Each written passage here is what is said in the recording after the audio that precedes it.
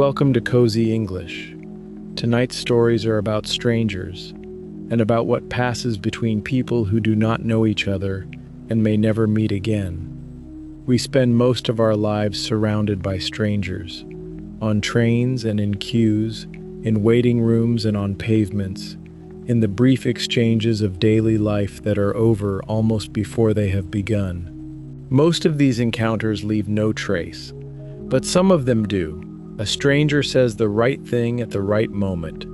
A stranger does something small that costs them nothing and means everything.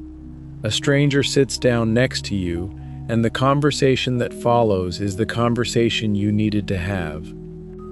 These things happen more often than we notice. Tonight we are going to notice them. As you listen, let your body be completely at rest. Notice how the bed is holding you, how your breathing has already slowed. You do not need to concentrate. Just receive. The English will come to you in the dark, as it always does, settling into the places where learning happens when we are not watching. Before we begin, please subscribe to this channel if you haven't already. Every subscriber helps us keep making these stories for English learners all over the world. Share us with someone who is learning. Leave a comment in the morning. These things matter. Now, the stories. Story 1. The platform. The train was delayed by 40 minutes and Elena was tired and the platform was cold and she had not brought enough layers. She was standing at the far end of the platform, away from the shelter where most people had gathered, because she needed a few minutes without being near anyone. It had been a long day. She was in the specific state of a person who is doing fine and does not want to be asked about it. The woman who sat down on the bench beside her did not ask about it. She sat down and said nothing, which was the right thing to do, and Elena appreciated the nothing.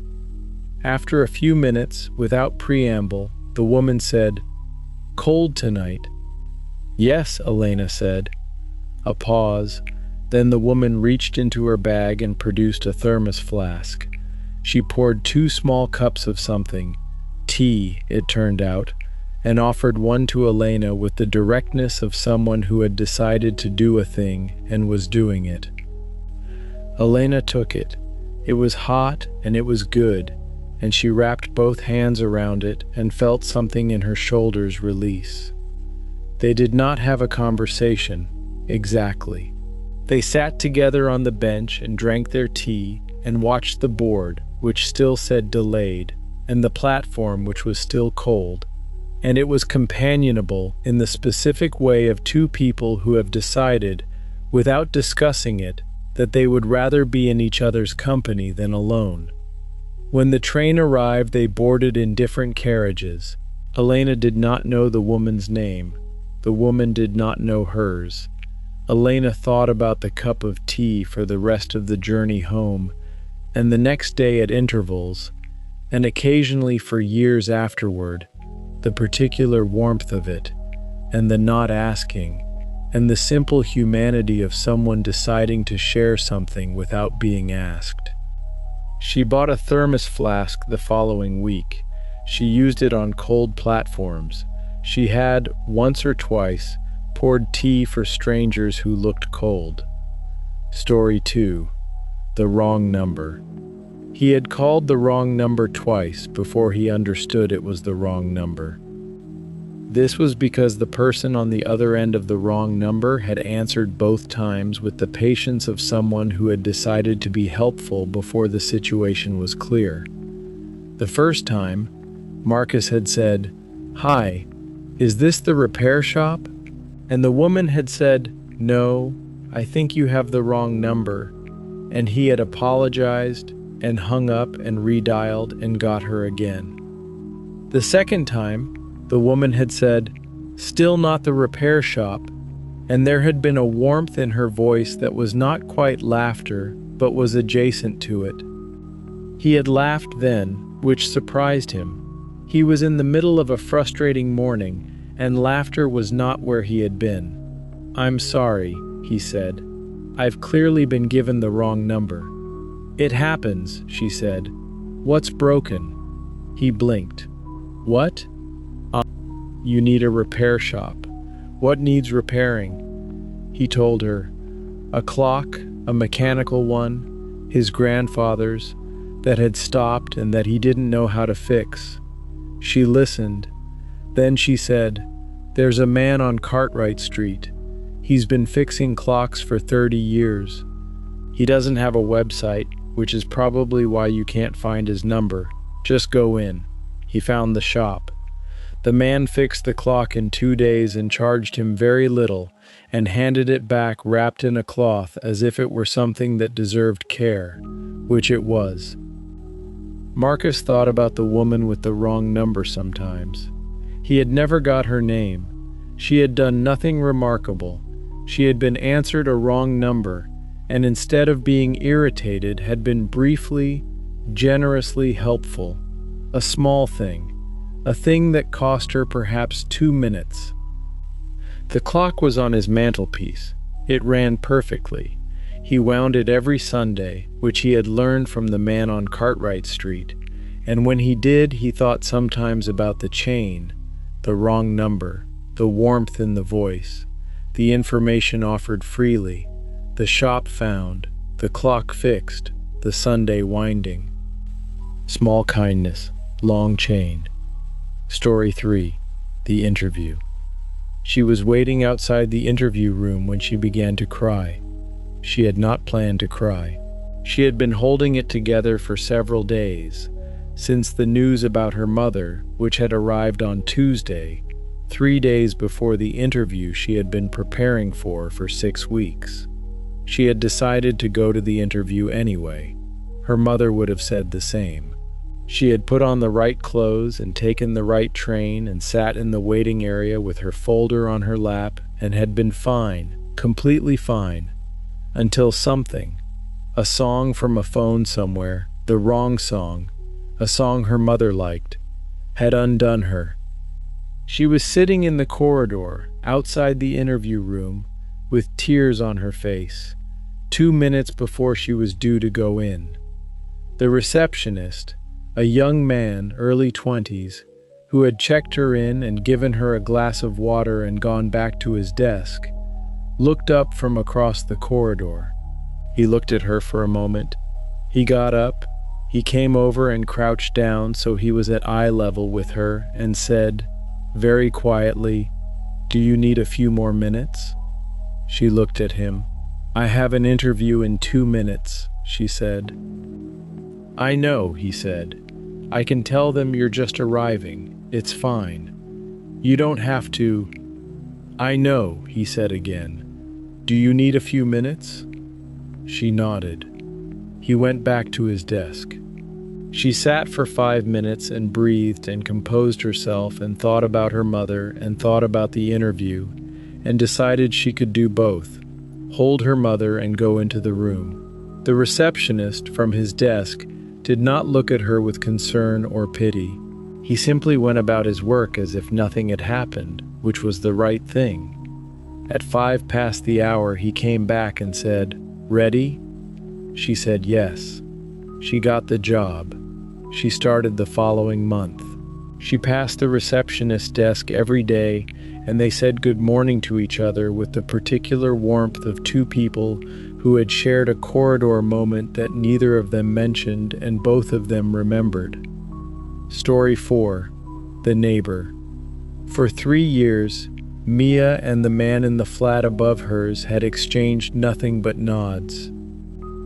This was not unfriendly. They were both private people who respected private people, and the nods were warm nods, the nods of two people who lived alongside each other in the understanding that this was a reasonable arrangement. His name was Paul. She knew this from the buzzer panel. He knew her name from the same source. The thing that changed was a Tuesday in November, when the pipes in his flat burst and water came through her ceiling in the bathroom. She knocked on his door. He opened it looking alarmed. He had not yet realized the pipes had burst, was in the middle of cooking dinner, had just heard a strange sound from the bathroom. she told him. He went pale. She helped him find the stopcock, which was under the sink in the kitchen and which he had not previously located because he had not needed to. The water stopped. He stood in his kitchen looking at the damage, which was limited because they had been fast, with the expression of a person absorbing something. Then he looked at her. "Thank you," he said. "I don't know what would have happened if you hadn't knocked." "More water," she said, and then felt that this was too blunt and added, "I'm glad I heard it." He asked if the damage to her bathroom was significant. It was not. Some damp on the ceiling that would need to be repainted. He insisted on paying for this. She insisted he did not need to. They reached a compromise involving dinner, which he cooked the following Friday from an apology impulse that produced a very good meal. They had dinner every few months after that. Not often. They were both people who lived in a certain way, and the certain way did not include frequent social obligation. But when they did, it was easy in the way of people who have no performance between them, who have seen each other in a moment of minor crisis and been straightforwardly useful to each other. The pipes had given them something. Neither of them would have arranged it. Both of them were glad it had happened. Story 5. What he said on the bus. The bus was full and it was rush hour, and a woman had dropped her bag and everything had fallen out of it. Cards and coins and a lipstick rolling under seats and a set of keys and a small photograph that slid to the far end of the aisle. 3 people bent to help. This is what happened, Tom noticed, in these small emergencies. The first response of most people in a bus was to help, not to watch. He was one of the 3. He retrieved the photograph and the keys and passed them back. The woman, late 40s, coat, clearly exhausted from the day, reassembled her bag and said thank you with the particular exhaustion of someone for whom one more thing had happened and who was grateful for the 3 people but also very tired. There was a man near the front of the bus, older, who had not helped with the bag but who now, in the resettled quiet, said to the bus in general, without looking up from his newspaper, "Gets you every time, doesn't it? Someone drops something and you just help." No one answered, but something moved through the bus. A small shift. Several people caught each other's eyes. Briefly, with the slight warmth of having been identified, of having been seen doing the instinctive thing. Tom thought about this comment for days. He turned it over and came back to it. The man had said something true about people, and he had said it without sentimentality, in the tone of someone stating an observation rather than making a speech, and the bus had received it in the tone it was offered. Gets you every time. The implication that goodness was a reflex rather than a decision, that the decision might be to not help, and that most people did not make that decision. He thought about the buses he had been on, the times something had dropped or been spilled or gone wrong, and he thought about what happened, and he thought the man on the bus was right. He was not a person given to conclusions about human nature, but he held this one, quietly, as evidence. Story 6. The Library. She went to the library every week, and every week she said hello to the same librarian, and the librarian said hello back, and for 2 years this was the extent of it. Then she came in on a Thursday in March carrying more than she could manage, a heavy bag, a returned stack of books, an umbrella that was still wet, and something shifted and she dropped the books, and the librarian came from behind the desk to help pick them up, and in the picking up they had a conversation, and the conversation contained a detail. She mentioned a book she had been trying to find, something obscure, something she had been looking for without luck for some time. And the librarian said, "I know that book.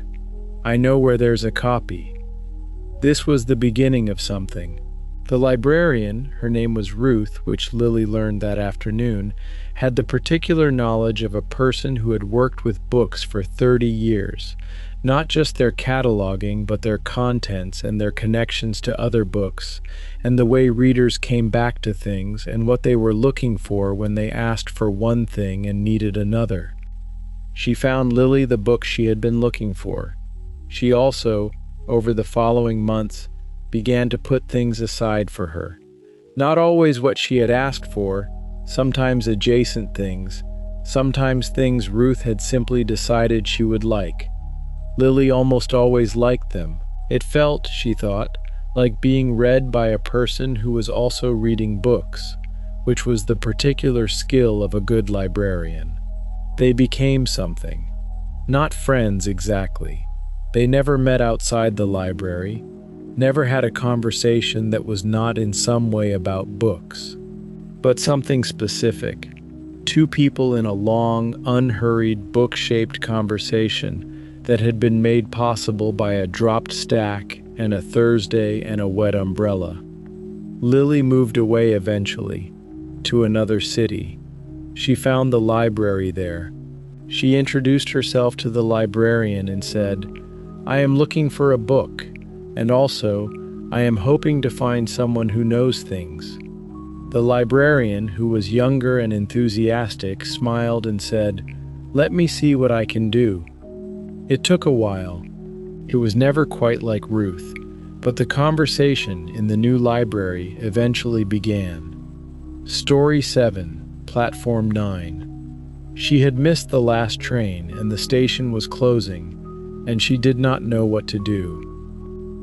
She was 22 and in a city she didn't know well, and it was 11 at night, and her phone battery was at 4%, and she had enough money for either a taxi or a hostel, but not both, and she did not know which she needed more.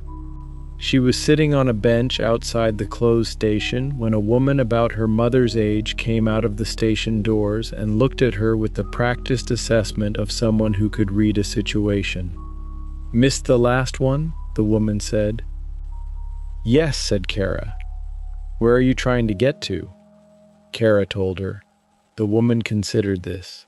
She said, "There's an early train at 6. That's 7 hours." She paused. "I live 15 minutes from here. You're welcome to sleep on my sofa." Kara looked at her. The woman looked back with the steady expression of someone who meant what she had said and understood it was an unusual offer and was not going to withdraw it. "I don't want to impose," Kara said. "You're not imposing," the woman said. "I'm offering. Those are different things." She went. The woman's name was Heather, and she had 2 grown children who had both moved away, and a house that was clearly accustomed to people, and a sofa that was wide and had a blanket already folded on it, as if it had been waiting. She made tea, gave Kara a spare toothbrush, set an alarm for 5:30, and went to bed. Kara slept better than she had expected and got the early train and was where she needed to be by 7:30 in the morning, only 7 hours later than she had planned. She sent Heather a thank you card and a small gift, tracked down through significant effort, which Heather replied to with a brief note that said, "Glad you got home. It was nothing." It was not nothing. But Kara understood what Heather meant, that it had cost her very little, a sofa and a blanket and the tea, that the mathematics of the gift looked very different from the 2 sides of it, that this was often how it was with kindness, enormous from the receiving end, small from the giving. She thought about Heather at intervals for years, which was perhaps the thing Heather would have found most surprising. Story 8. The queue. There was a queue at the post office, and it was not moving. This was a fact accepted by all 12 people in the queue, with varying levels of equanimity. A man near the front was checking his watch.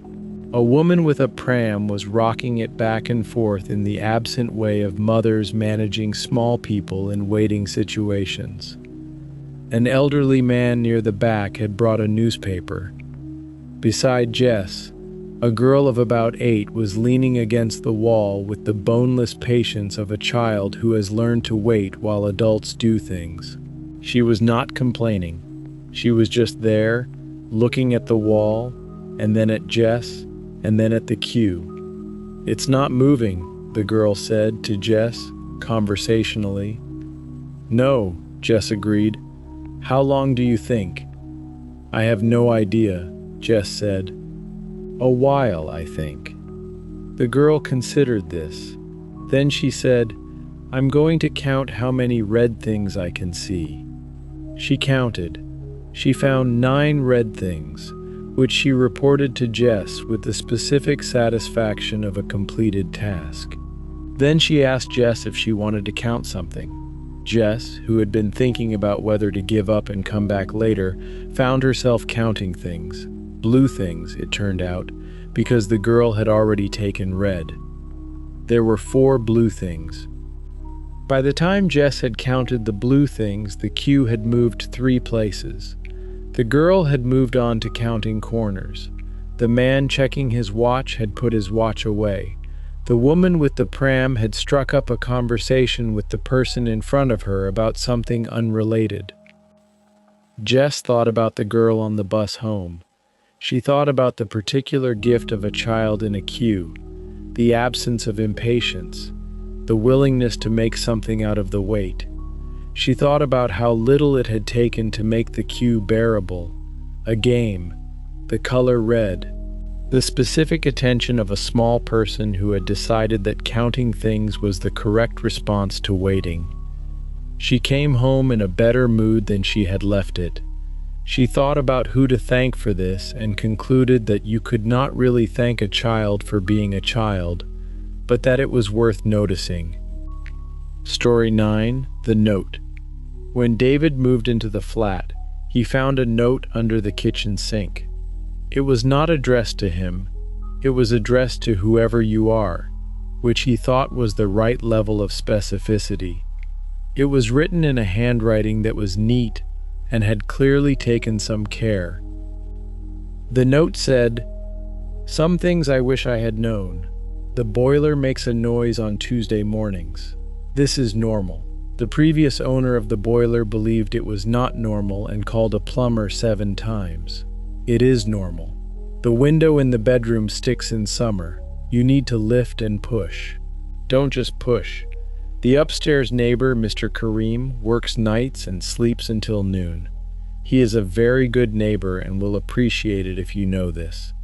The radiator in the hall is temperamental. Turn it all the way up rather than to the middle. There is a good bakery on the 3rd Street to the left. Not the 2nd, the 3rd. That was all. No name, no date. David read the note several times and felt an unexpected warmth toward the person who had written it. Someone who had lived in this flat, known its particular personality, and had thought on their way out. Whoever comes next will need these things, and I can give them that. He used every piece of information. The boiler did make a noise on Tuesday mornings. The window did require the lift and push. Mr. Kareem did sleep until noon and was, as advertised, a very good neighbor. The radiator did prefer the full setting. The bakery was on the 3rd Street to the left. When he moved out 3 years later, he sat down at the kitchen table and wrote his own note. He kept some of what the previous person had written, the boiler, the window, the bakery, because these things were still true. He added his own, "The bathroom tap takes 30 seconds to run warm. Don't give up on it." The woman who sometimes sits on the front step is named Iris. She has lived in the building for 20 years and knows everything about it. If you leave the kitchen window open in summer, swifts sometimes come in. Don't be alarmed, they leave on their own. He put the note under the kitchen sink and moved out. He thought sometimes about the chain of notes, his, and the one before his, and whatever would come after. Practical things, offered freely, forward-facing, small inheritances of kindness, passed from stranger to stranger, through the medium of a flat that held them in sequence. Story 10. 2 hours in a waiting room. She had been in the hospital waiting room for 2 hours, and it was the kind of wait that had no end in sight. The waiting room was for people waiting for people in surgery, and everyone in it was in the same situation, which created a particular atmosphere, muted, watchful, the particular solidarity of people who are all afraid of the same kind of thing and do not know each other. She had a magazine she was not reading. The man beside her had a phone he was not looking at. After an hour, they had exchanged the waiting room glance, the glance that says, "You too." And after an hour and a half, he had said, "Who are you waiting for?" She told him. He told her. His wife, her father. They talked in the way of people in waiting rooms, which was different from ordinary talk, more direct, more honest, less managed. They were both past the point of small talk. He asked her how she was doing, meaning really, and she told him really, which was that she was scared in a specific way and was trying to think about other things and failing.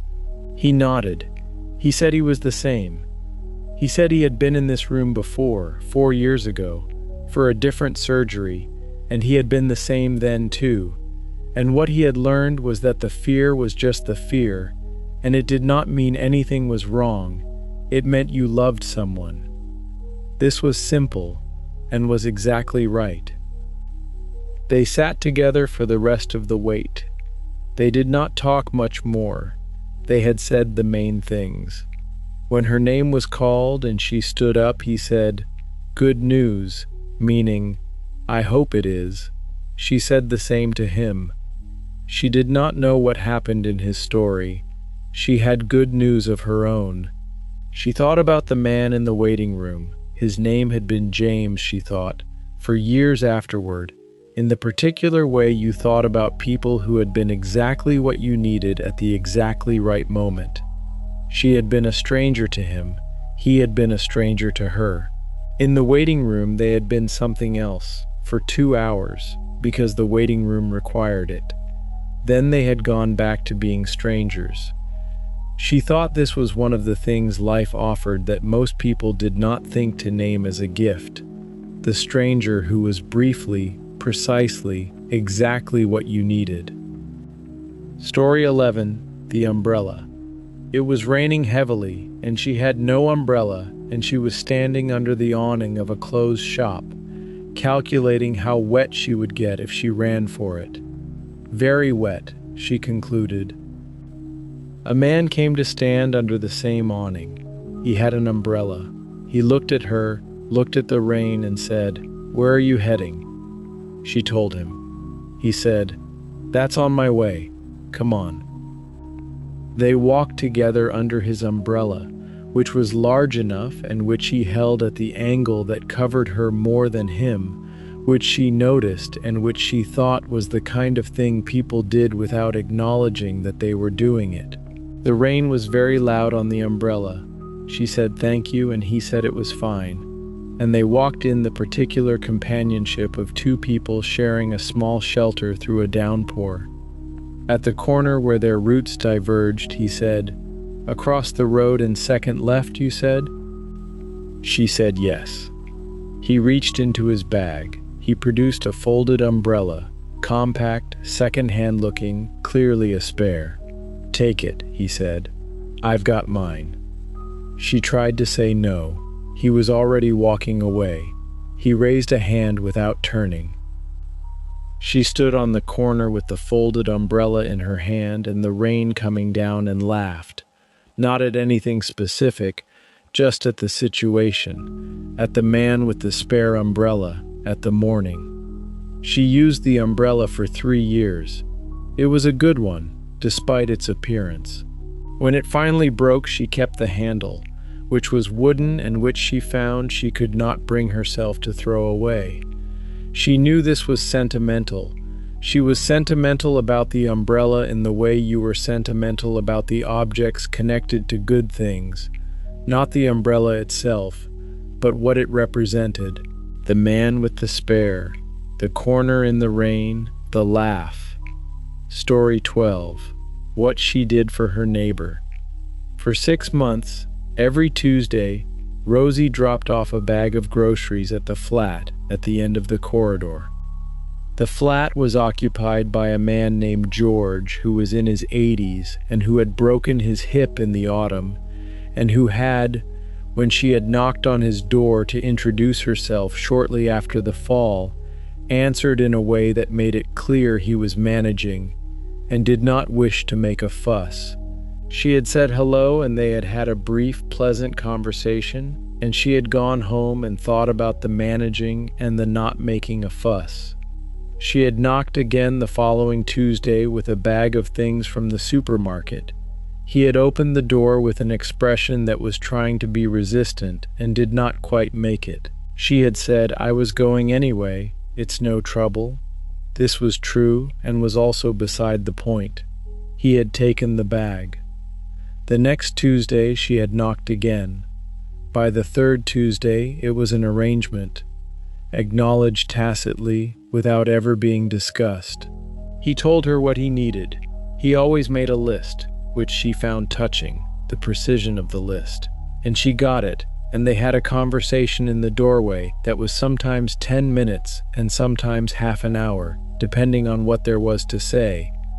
George, it turned out, had been a cartographer.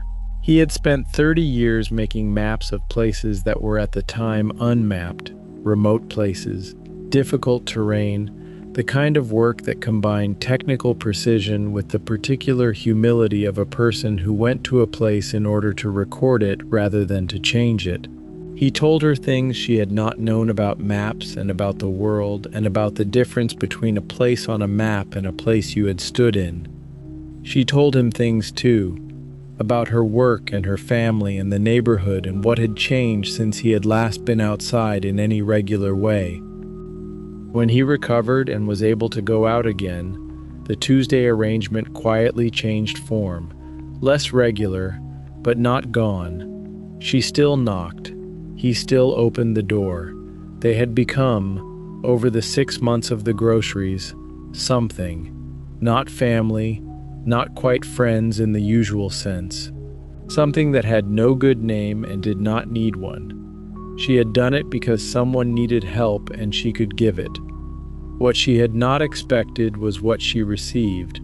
The cartographer's stories, the maps, the Tuesday conversations, the education of knowing someone she would not otherwise have known. The giving had looped back in the way that giving sometimes did, returning to her as something she had not anticipated and could not have arranged. Story 13. The compliment. She had been having a bad week, the kind that accumulated, one small thing at a time, into something that felt disproportionately heavy by Friday.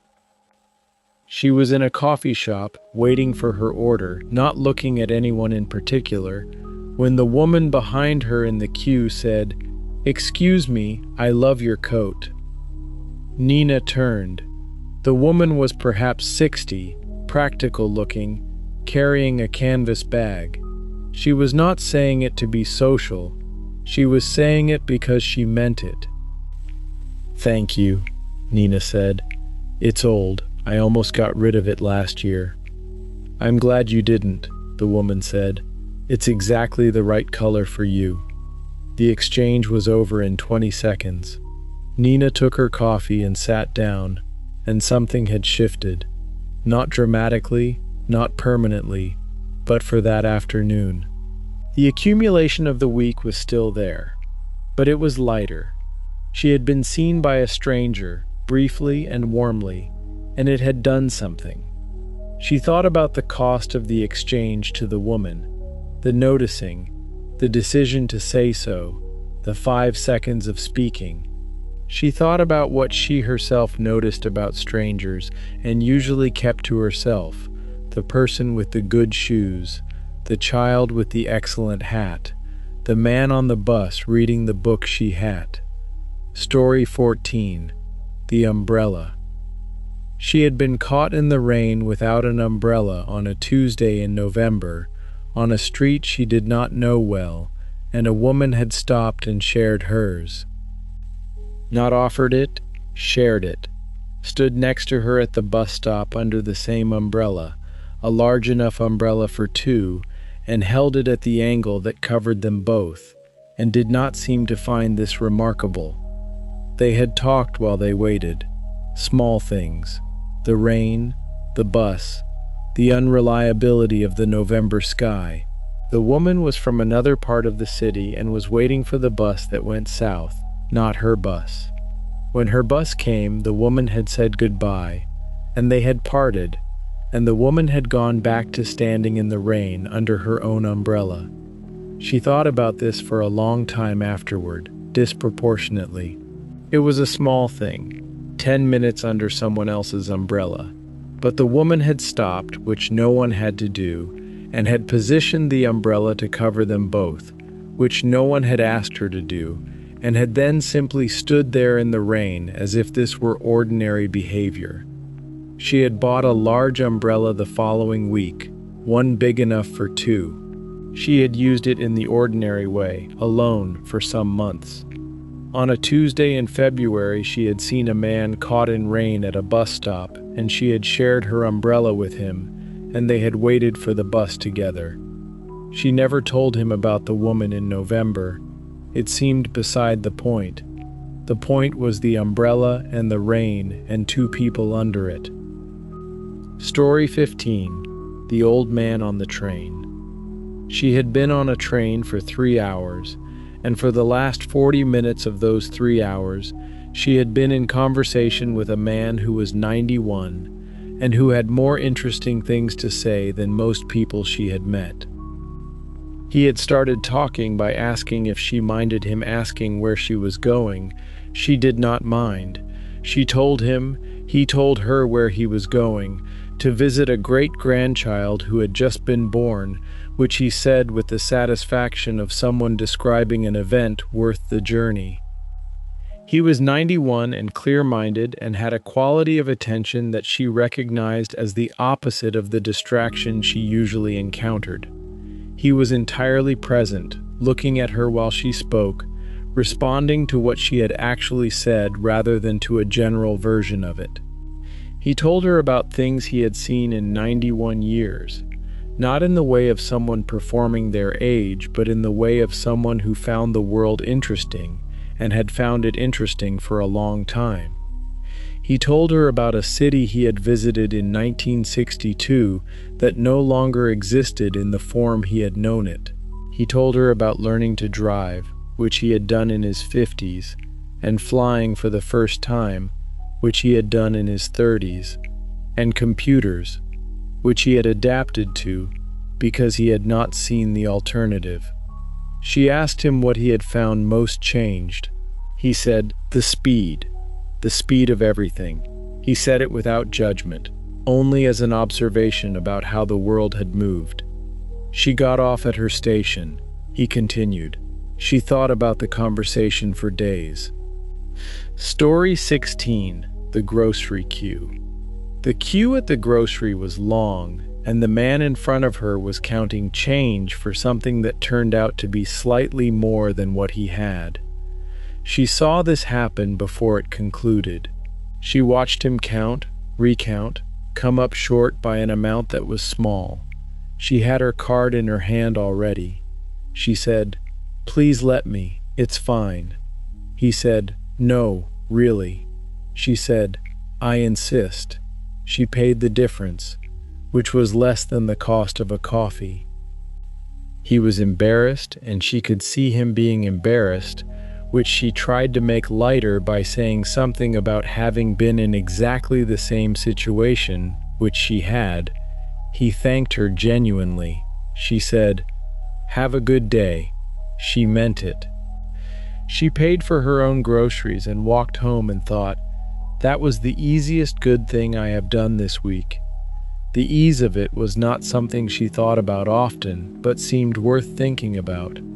The gap between the effort of a kind act and its effect was sometimes very large. £2 and a decision made in 1 second. The man's face. She had, over the years, been on the receiving end of similar acts. A stranger paying when she was short, someone giving her a seat, someone helping her carry something when her hands were full. She had always been grateful and had always, at the time, thought, "I will do this for someone." She tried to remember to do it. On the occasional days she remembered, it cost her very little. Story 17. The Lost Child. She had not planned to help. She had been on her way somewhere and had seen the child standing at the edge of the park, looking in the particular way of a child who is trying not to look lost, which was a specific posture she recognized immediately. She had gone over. The child was 5, maybe 6. She asked where his mum was. He pointed vaguely at the park. She said, "Should we go and find her?" He considered this and nodded with the gravity of a very small person trying not to be frightened. They walked through the park, slowly, in the direction he pointed. He held her hand, which she had not invited him to do, but which he did as if it were obvious.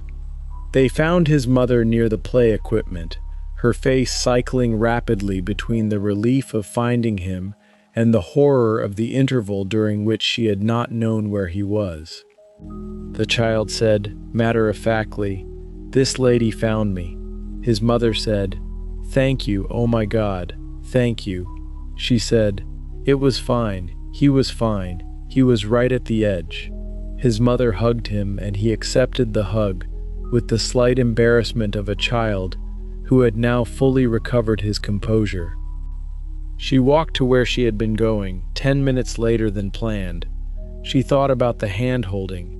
He had simply taken her hand, in the way that small children take the hands of adults who appear to be helping them, because a hand was what the moment required. Story 18. The Letter in the Book. She bought the book from a second-hand shop and found the letter inside it when she got home. It was between the last 2 pages of the book, folded once, handwritten on blue notepaper. The letter was addressed to someone she did not know, signed by someone she did not know, dated 23 years ago. It was a love letter, unmistakably careful and restrained in the way that love letters from 23 years ago were restrained, but what it was communicating was clear. She read it once, she sat with it for a while, she was not sure what to do with it. She had several options. She could put it back and donate the book again, keeping the letter in its 23-year lodging. She could throw it away. She could try to find the person it was addressed to, which seemed both excessive and impossible. She kept it. She was not sure why she kept it. It went into the drawer where she kept a few small things she could not categorize. She thought about it occasionally, in the way you think about objects that have a story you don't know. The letter, the 2 people whose names were on it, what had happened between them in 23 years. The book she read and enjoyed. The letter she did not read again. But she knew it was there, in the drawer, and she found this companionable in some low and unexaminable way. Story 19. The Compliment from a Stranger. She had been having a hard day. Not a dramatic hard day, just the accumulation of small things going wrong that built up into a weight by 3 in the afternoon, when a woman stopped her on the street and said, "I love your coat." She had said, "Thank you, I've had it for years."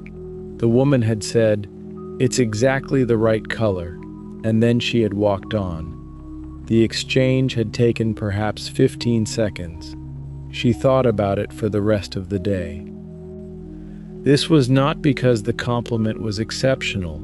It was because of the economy of it.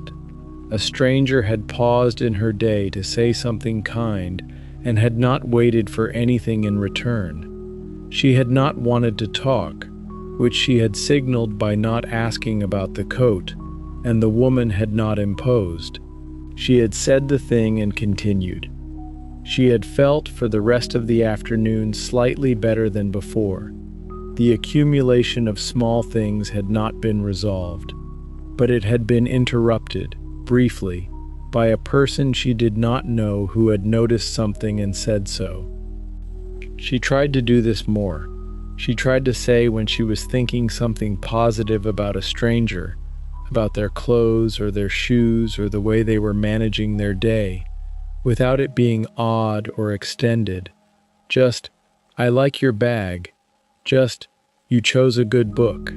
A 15-second interruption in someone's afternoon that cost her nothing and might, on a day when small things had accumulated, be useful. Story 20. The Table for One. The restaurant was full, and there was one table for two with only one person at it, and the host asked if she minded sharing. She did not mind, she said so. The table was in the corner, and the person already there was a man who was eating and reading, absorbed. She sat down and ordered, and they were quiet for a while, in the comfortable way of two adults sharing a small space by mutual agreement.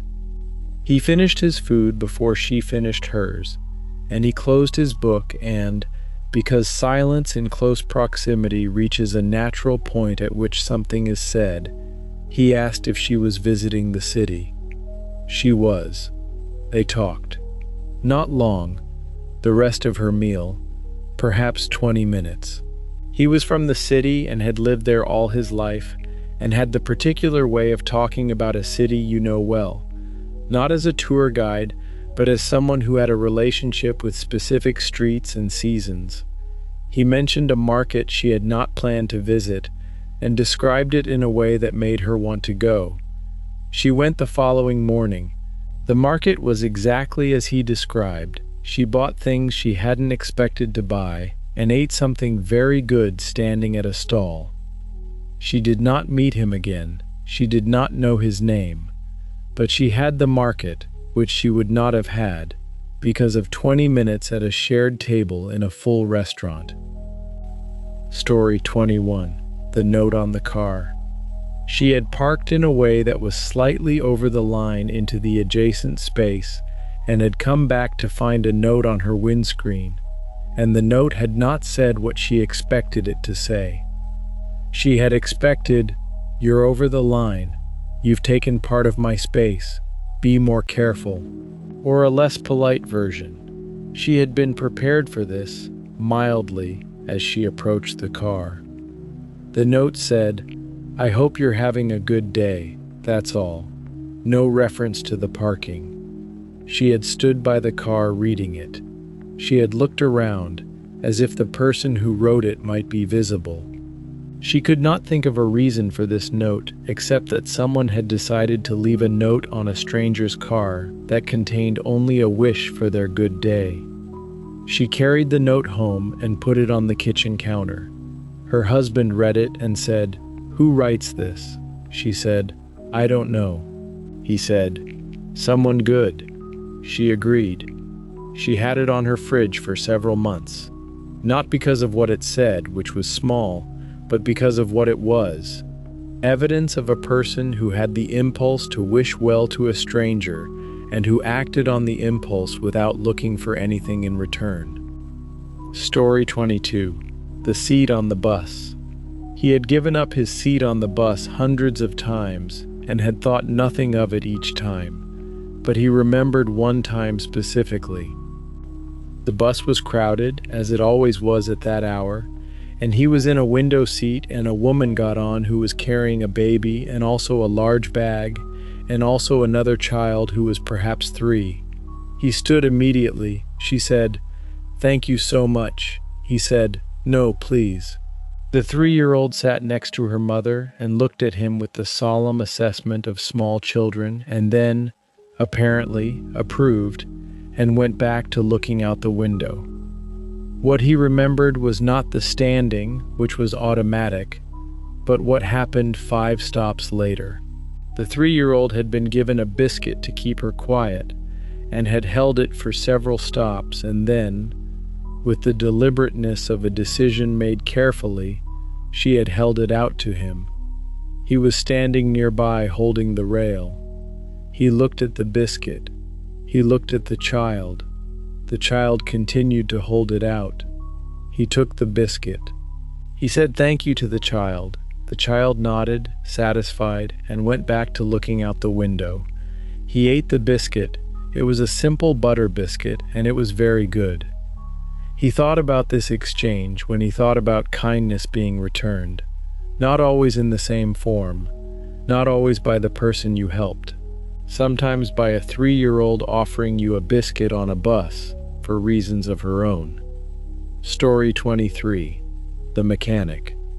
The mechanic had not charged her for the full cost of the work, and when she had queried the invoice, he had said, "The part was cheaper than I quoted." This was simple honesty and was also not universal, which was why she had noticed it and why she was still thinking about it 3 months later. She had been quoted for a part at a certain price, and the final invoice was £60 less. The £60 was not nothing to her. The honest accounting of it was not nothing either. She had asked him to explain the discrepancy, expecting that it would turn out to be an error or a lesser part, or something that would resolve her gratitude into something more neutral. He said, the supplier's price had gone down since the quote. He showed her the invoice from the supplier. She had paid the lower invoice and thanked him specifically for this. He had seemed slightly surprised by the specific thanks, as if he had not expected the honesty to be remarked on, which suggested he might do this routinely. She had recommended the garage to several people since then. She had told the story each time. The part was cheaper than quoted. This was the whole story. A man who could have charged her the original quote and hadn't, because the cost had gone down, and he saw no reason not to pass the saving on. She knew this was not a grand gesture. She knew it was simply decent. She had found, over the years, that simply decent was rarer than it should be, and worth remarking on when it appeared. Story 24. The Snow. She had been stuck in the snow, her car, in a drift at the side of a rural road, on a December evening, when she had been driving somewhere she should not have tried to drive, and 3 cars had stopped. Not 1, 3. The first had a man who assessed the situation and said he thought she needed a tow rope, which he did not have. He had a shovel, which he gave to her. The second had a woman with a tow rope, but a car that was not heavy enough. The third had a car that was heavy enough and a tow rope, and between the man with the shovel and the driver of the third car, they had freed her in 40 minutes. She had not asked for any of this. She had been standing beside her car in the dark on a snow-covered road, and 3 cars had stopped, and she had been freed. She had thanked each person in turn.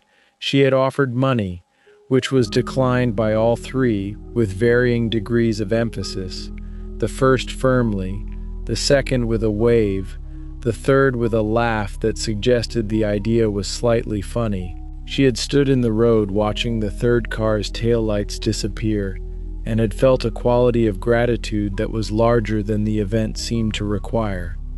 She thought about it later. 3 people, on their way somewhere, stopping for someone they did not know.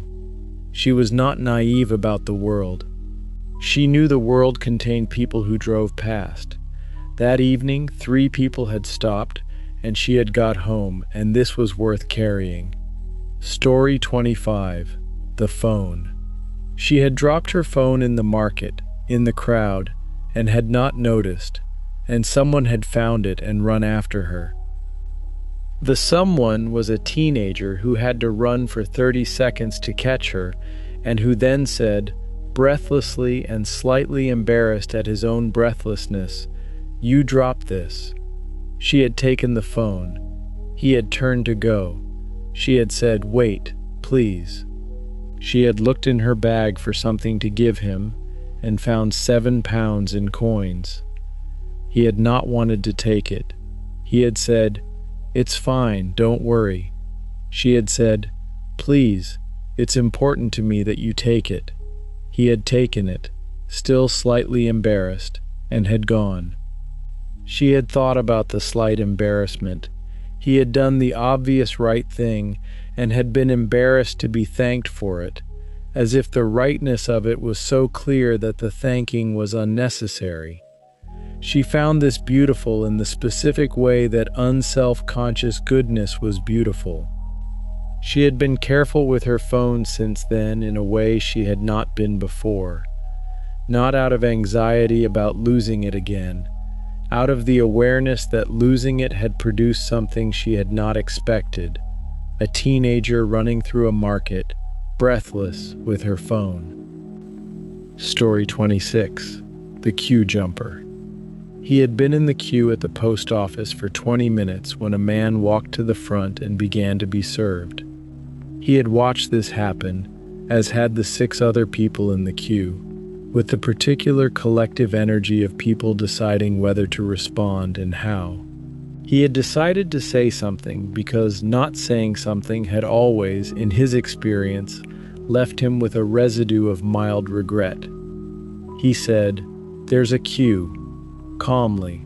Not angrily. He was not angry. He was simply noting a fact. The man turned around. He looked at the queue. He looked at the person behind the counter. He said, "I'm sorry, I didn't see it." He moved to the back of the queue. The man had genuinely not seen the queue. He had not been malicious. He had simply been in a hurry and had not looked. He had spent 20 minutes ready for a confrontation that had not happened.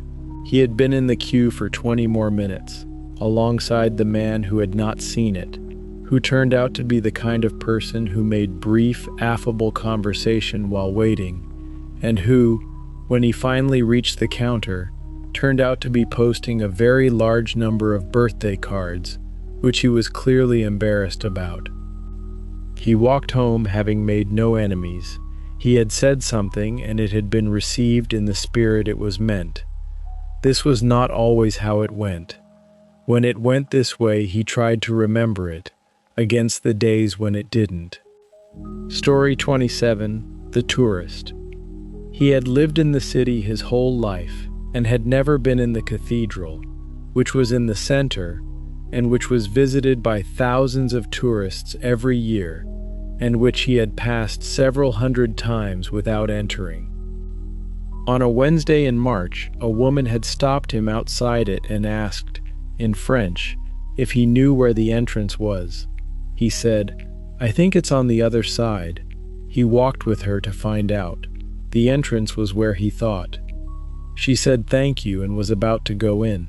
He said, "I've actually never been inside." She looked surprised. She said, "Come." He considered this for about 2 seconds and went. The cathedral was remarkable. He knew it was remarkable. He had lived in its city for 40 years and had absorbed this fact as background information. Inside, on a Wednesday morning in March, with very few other people and the light coming through the windows in a way that the exterior had never suggested, it was remarkable in the actual experience sense, which was different. He spent 40 minutes inside. The woman went her own way, absorbed in other things. He walked the nave and looked at things he had passed on the street for 40 years without seeing. He left with the specific feeling of something found in a familiar place, which was one of his favorite kinds of discovery. He had needed a French tourist to show him his own city. He was grateful to her. He had not been able to say so because she was already gone. Story 28. The Donation. She had been donating to the food bank for 3 years, which had started because a colleague had mentioned they needed donations and she had dropped off some things on the way home, and had continued because once you knew a need was there and could meet a small part of it, stopping required a decision she had not made. The donations were practical, the things on the list, not the things she was clearing out and considered beneath her. This was advice she had received and passed on. Give what would be useful, which is not always what you no longer want. She had never been to the food bank until a Saturday when she went with a friend who volunteered there. She had helped sort things for 3 hours and had left with a different understanding of the scale of the thing and the consistency required to maintain it. She started volunteering monthly after that. The 3 hours on a Saturday was, in the context of a month, not a large amount. In the context of what it contributed to, it was something. She had learned to let this proportion be what it was, without either inflating it or dismissing it. She did not speak about the volunteering much, not from false modesty, from the awareness that the speaking about it tended to become about her rather than about the thing, and the thing was what mattered. Story 29. The Stranger at the Hospital. She had been waiting in the hospital for a very long time, and the man beside her had eventually said, "This is the worst waiting, isn't it?" She had agreed. They had talked, not about what they were each waiting for, which was the obvious subject and which neither of them raised. They talked about other things. He was a builder who had recently finished a project he was proud of. She was a teacher who was finding a particular year difficult. They talked about these things in the way of people who have time and a shared space and nothing to lose by talking. He had bought her a coffee from the machine, without making anything of it. She had thanked him. They had drunk their coffees in companionable silence for a while and then talked some more. She was called before him. She said, "I hope it goes well," he said. "Thank you, for both things," she thought, the sentiment and what preceded it. She had needed, in that waiting, exactly what had been provided. Someone to talk to who was not involved, who had no stake in what she was waiting for, who could be present without wait. The stranger at the hospital had been this, and she had not asked for it, and had been given it, and the hours of waiting had been less alone because of it. Story 30. The Map. She had been lost in the city, genuinely lost, phone dead, in an unfamiliar neighborhood, and had asked for directions from a man who had been sitting outside a shop. He had given her directions twice, the second time more slowly, and then had looked at her expression and had said, "Shall I walk with you to the corner?" She had said, "Please, if you don't mind." He had walked her to the corner and shown her the street she needed and pointed to the building she was looking for, which was visible from there. She had thanked him. He had waved it away in the manner of someone for whom this was entirely ordinary. She had found the building. She had done what she came to do. She had thought, on the way home, about the quality of his response to her confusion, the assessment that she was more lost than she seemed, the adjustment from directions to walking her to where she could see it herself. He had read the situation accurately and responded to what it actually required rather than what she had asked for. She had been lost many times in many cities. She had been helped in this way perhaps 3 times. The specificity of those 3 times made each one memorable, not because the help was extraordinary, because the seeing, the accurate reading of what someone actually needed, was a particular quality that was not always present and was unmistakable when it was. Story 31. The Apology. She had been rude to a shop assistant on a day when she should not have taken it out on a shop assistant, and she had gone back the next day to apologize. This had felt difficult in prospect and was not, in the event, very difficult. She had returned to the shop, found the same person at the till, and said, "I was here yesterday and I was short with you and I want to apologize." The shop assistant had blinked and then said, "Thank you for coming back." They had exchanged a brief, awkward look of mutual acknowledgement, and that had been it. She had thought about why she went back. Not for absolution. She had not been looking for the apology to be waved away. She had gone back because she thought the shop assistant deserved to know that the rudeness had been about something other than them. This was the piece that mattered, to go from being something that had happened to someone to a person who knew the rudeness had not been about them. She did not always go back. Sometimes she was rude and didn't notice until later, or noticed and couldn't locate the person, or found a reason not to. She had let those go. When she did go back, it was never as difficult as she had feared, and it was always, in a quiet way, worth doing. Story 32. The Neighbor's Tree. After the storm, the tree had come down across his fence and into his garden, and his neighbor had come to the door and had been extremely apologetic about it. He had said, "It's fine. These things happen." He meant it.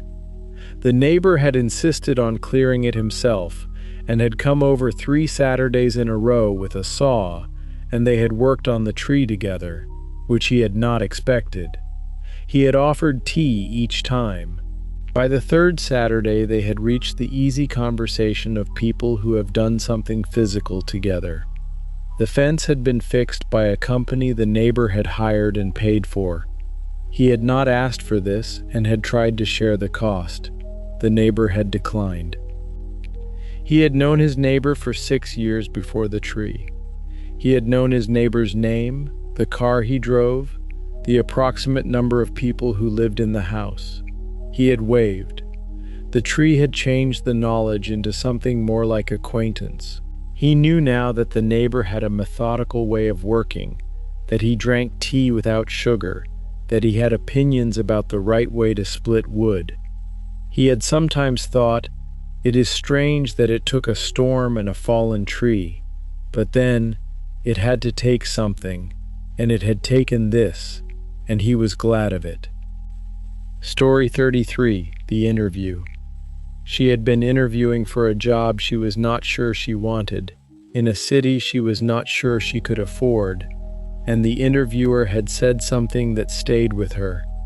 He had said, after the formal portion was done, in the brief moment before she left, "You seem like you're deciding as much as we are." She had said, "Yes, I suppose I am." He had said, "Good. It should work both ways." She had not got the job. She had also by then decided she didn't want it, but the comment had stayed, the equal weighing of the decision, the acknowledgement that she was assessing them as they assessed her. She had been in many interviews where this was not the orientation, where the frame was, "We are deciding whether to choose you, and you are demonstrating your worthiness to be chosen." It was a small thing to say what the interviewer had said, and it had changed the tone of the afternoon in a way she still remembered years later. She tried, in her own professional life, to interview people the way she had been interviewed that afternoon, as a mutual assessment, as two parties genuinely trying to determine fit. It felt more honest. It felt more useful. It was, she thought, also simply more kind. Story 34. The Dog. She had been having a difficult week, the kind that was difficult not because of any single catastrophic thing, but because of the accumulation of small, difficult things that added up to something heavier than each individually. And she had sat down on a bench in the park and started crying quietly. The dog found her within 30 seconds. It was a medium-sized brown dog of indeterminate breed, and it had put its front paws on the bench and looked at her with the patient concern that dogs produce for crying humans as if by instinct. She had laughed, which was an improvement over crying. She had said hello to the dog. The dog had wagged its tail. The owner had arrived, apologetic. She had said, "No, please, don't go." The owner had sat on the bench. They had talked for 20 minutes. She did not know the owner and he did not know her, and they had talked about nothing in particular. The dog, the park, how the week had been. The talk was easy in the way that talk with strangers on benches could be easy, with no history and no stakes. She had gone home less heavy than she had arrived. The dog had not fixed anything. The conversation had not fixed anything. But the wait had been interrupted, briefly and kindly, and that interruption was enough for that afternoon. Story 35. The email. She had received an email from someone she had worked with 6 years ago that said, simply, "I've been thinking about the project we worked on, and I wanted to tell you that I learned a lot from working with you." She had sat with this email for a moment before responding. She had not thought of that project in years. She had not thought of the person as someone for whom she had been significant. She had just been doing her job, which she had been good at, and they had worked together, and the project had ended, and they had gone their separate ways. The email had arrived on a day when she was doubting herself, doubting whether she was good at the things she thought she was good at, whether her contributions mattered in ways she could not always see. The email was precise evidence that they did. She had responded warmly and specifically. She had said, "This meant a lot to me to receive." She had also asked how things were going, and they had had a brief exchange that felt genuine rather than polite. She thought about the generosity of sending that email. The person had thought of her, and rather than simply carrying the thought, had taken 3 minutes to send it. Nothing had required them to.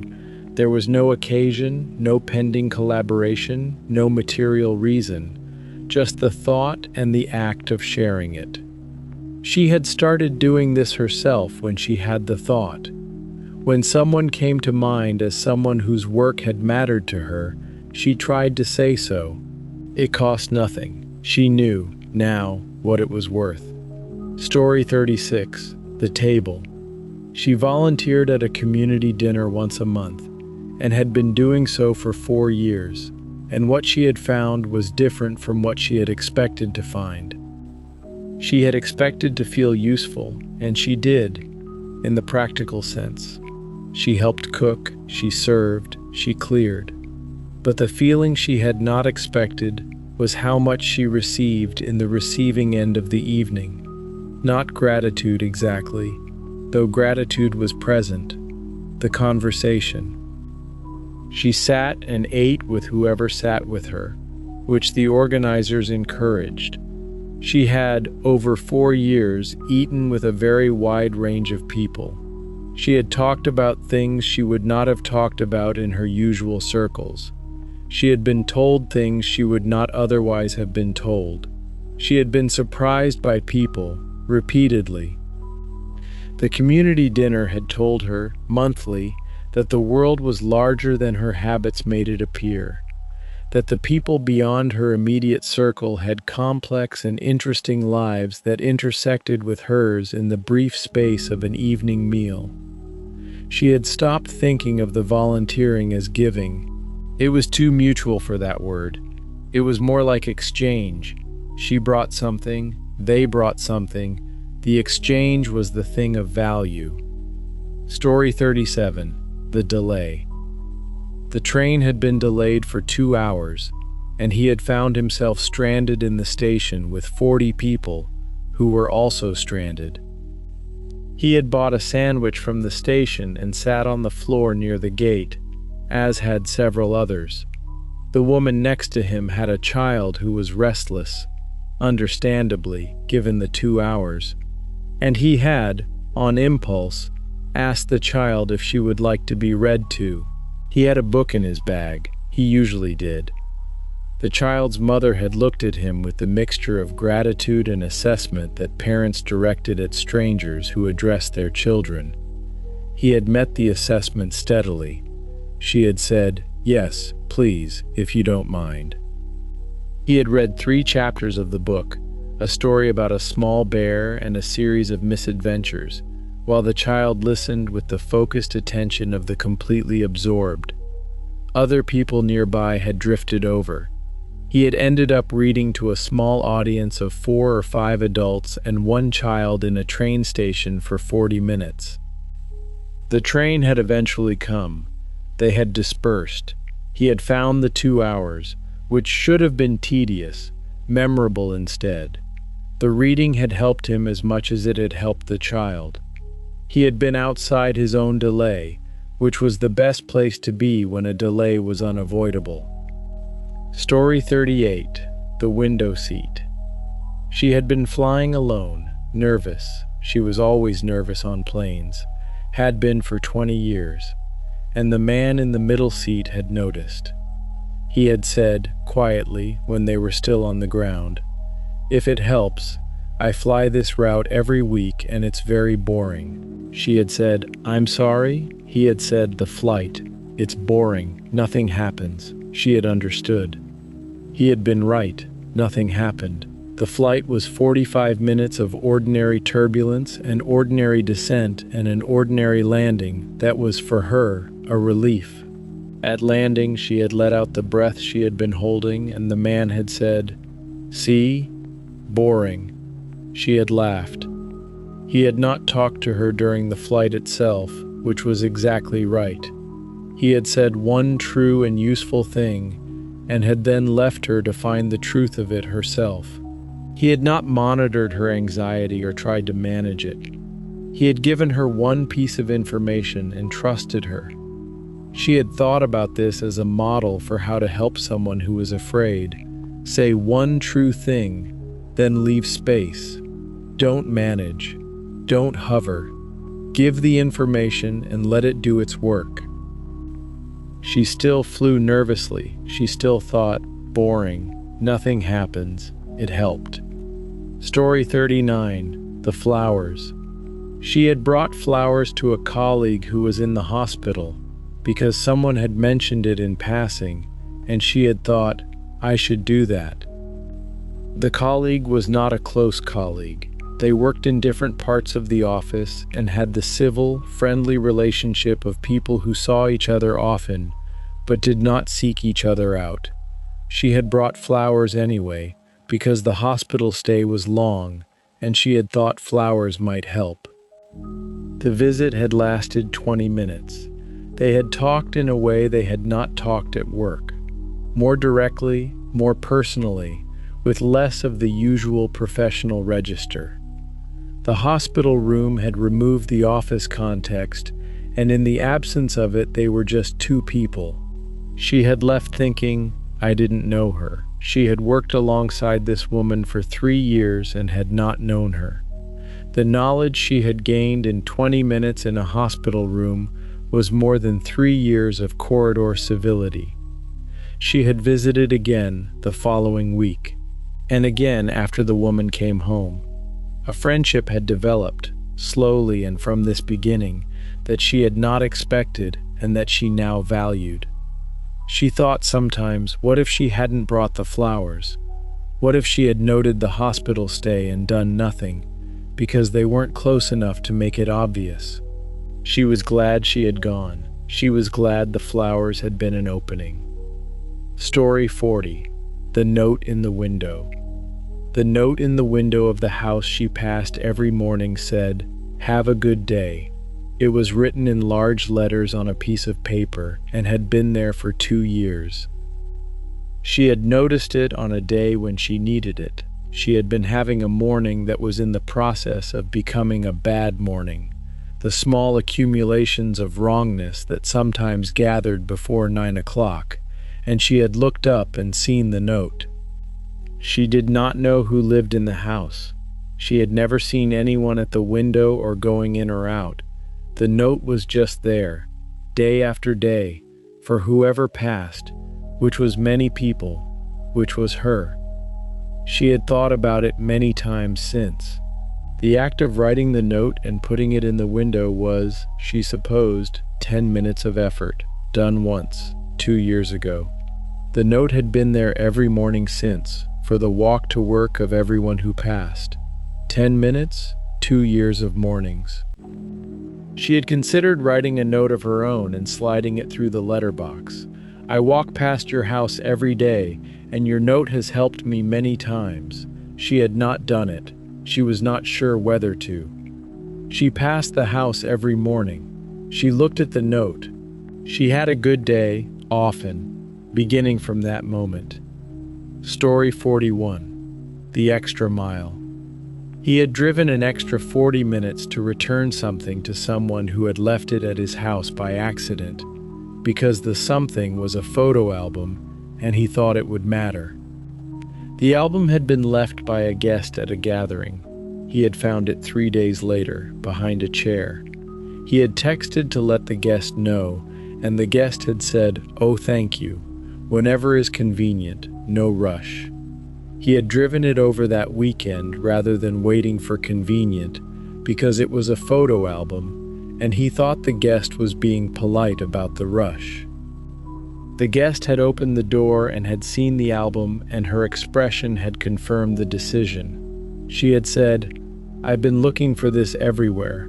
She had said, "You didn't have to come, I could have collected it." He had said, "I was in the area." He had not been in the area, but this seemed beside the point. He did not think of this as an extraordinary thing. He had done what the situation called for, which was to get the album back to the person promptly rather than at mutual convenience. The album was someone's history. You didn't leave someone's history behind a chair for several weeks. He told his children this story sometimes, when the question came up of why you did things you didn't have to do. Because you can see what matters and act accordingly. Story 42. The Thank You Card. After his surgery, he had received a thank you card from a patient he had helped 3 years earlier. He was a nurse, and the patient had been in his ward for a long procedure, and he remembered the patient but would not have been able to say specifically what he had done. He had, presumably, done his job. He had been present when the patient was scared. He had answered questions and been honest and, he hoped, kind. The card said, "I think about you sometimes, and I wanted you to know that how you were with me when I was frightened made the whole thing easier." It did not say anything specific. It said the general thing, which was the thing that mattered. He had put the card on his desk and looked at it on the days when the work was hard. And the work was often hard, in the ways that hospital work was hard. It reminded him of the effect he could not always see, the patient who had gone home and recovered, and 3 years later had thought of him and taken the time to write.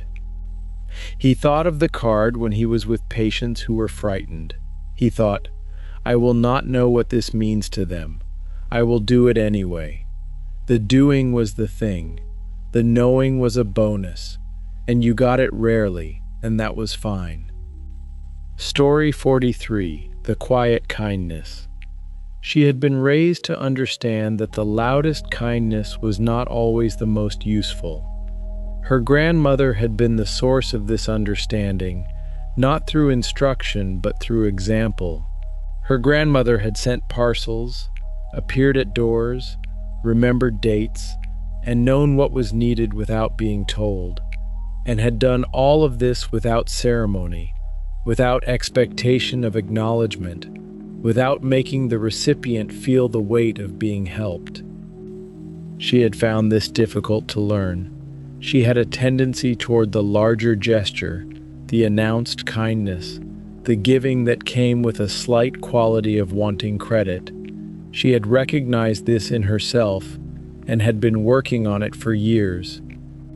The quiet kindness was harder. It required, she had found, a genuine release of the expectation of return. Not a performed generosity, but the actual thing.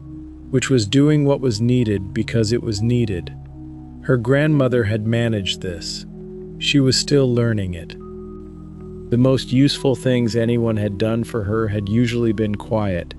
The person who had arranged something without mentioning it, the friend who had handled something she would have had to handle, the neighbor who had left something at the door without knocking. These were what she remembered.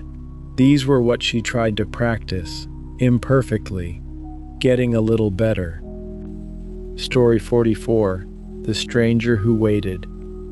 She had been in the car park, struggling with a pushchair and shopping bags and a baby who had decided to express an opinion about the situation, and a woman she did not know had simply stood and waited and had taken the shopping bags without asking when a hand became available. The woman had held the bags while she dealt with the baby and the pushchair, and then had handed them back and had walked off toward her own car. That was the whole event. 30 seconds, perhaps. No conversation. A woman who had seen a situation and had stopped and helped with the physical, practical part of it and had then continued with her day. She remembered it because of the precision. The woman had not asked if she needed help, which would have required an answer, and she had been too overwhelmed for an answer. She had just done the obvious, useful thing, the part that was immediately helpful, and had left without requiring anything of the moment. She had tried to import this quality into her own helping. See what is needed. Do the thing. Don't require anything from the moment in return, not even gratitude expressed. Let the help be what it is. Story 45. What kindness is. She had thought about kindness for a long time, without arriving at a definition she was satisfied with. It was not the same as niceness. She knew people who were nice, reliably pleasant, always polite, who were not particularly kind, and she knew people who were brusque and difficult in manner, who were enormously kind in action. Kindness was not a surface thing. It was not the same as charity.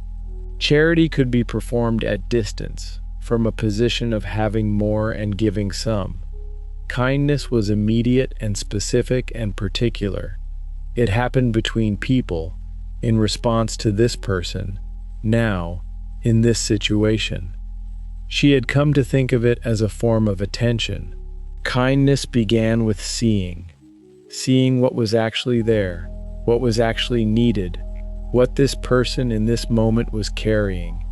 The seeing came first. The action followed from the seeing. This meant that kindness was available in very small units. The held door, the acknowledgement, the staying to hear the end of the sentence, these were kindnesses. They were small, and they were real, and they were available at almost every moment. She had stopped waiting for occasions grand enough to deserve it. She had started doing the small things, one at a time, without ceremony. This seemed, on reflection, to be most of what kindness actually was. Story 46. The last story. He had thought about kindness most of his life without being able to explain it to his own satisfaction, and he had come to think that the inability to explain it was not a failure. Kindness was, in his experience, a felt thing first and an understood thing second, if at all. You recognized it when it was happening. You felt the quality of being seen, of being responded to with care rather than expedience. This felt quality was the real thing. The explanation was secondary. He had also come to think that kindness was less about feeling kind than about acting kindly. He had met people who spoke at length about their compassion and empathy and who were, in practice, difficult to rely on in the specific situations where kindness was needed. He had met people who said little about their feelings and who showed up, materially and consistently, when it mattered. He preferred the latter. The situations where it mattered were he had found mostly ordinary, not the emergency, the catastrophe, the occasion that justified the grand gesture. The ordinary day, the ordinary person, the ordinary trouble that people were carrying that was not visible unless you looked. He tried to look. He tried to act on what he saw. He did not always manage it. He was trying to manage it more often than he used to. This was the whole practice. Look, see, act. Kindness was in the doing. It was in the showing up. Story 47, passing it on. She had been helped over her life many times by strangers, and she had decided that the only adequate response was to help strangers in return. Not the same strangers, not in the same way, but in whatever way was available. She held doors. She gave directions. She sat with people who were crying in public, if they seemed to want company. She passed on information she had that might be useful. She paid for coffees occasionally for no particular reason. She said things she meant when she meant them. None of this was grand. All of it was real.